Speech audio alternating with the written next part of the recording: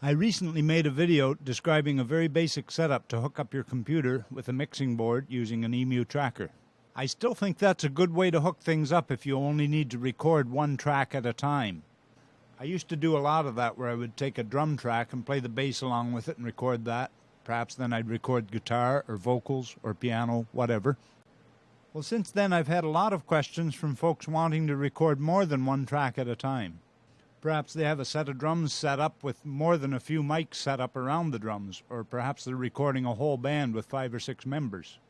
You can do this, but it does take a different setup, and that's the purpose of this video. The first thing I tell people they're going to need is a mixing board with enough strips for the amount of inputs they're going to need to use. The one pictured here is the one I have. It's the Behringer 1832FX. If you check the prices of these, you'll find you can get a decent mixing board for very little money.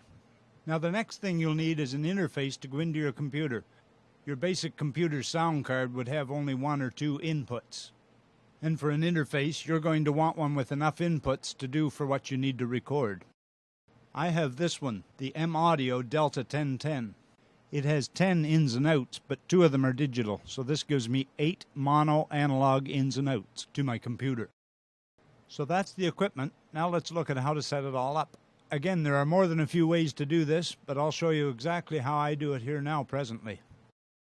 Notice on the back of my mixer, the first 6 strips or channels have their own channel inserts. Well, I use the first 6 audio inputs from my M-Audio Delta 1010 to go into these channel inserts. Most mixing boards will have this capability, and the functions will be similar. These 6 colorful 1/4-inch jacks you see here are running to the first 6 inputs of my Delta 1010. Notice how these are not pushed in all the way?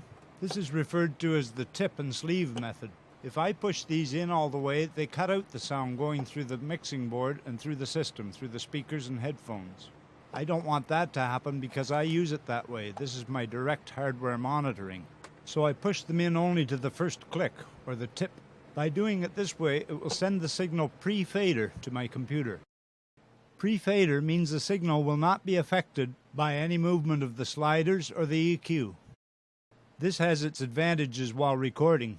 A singer might want the volume louder in their headphones after I've already got a good mix, so I can slide that strip up a little more without affecting my recording level. This is the M-Audio control panel. It gets installed when you set up the Delta 1010. Here is where I can make all my settings, including the input levels for each of the inputs on the Delta 1010. Now finally, in my audio recording software, I will set up the tracks to record those channels.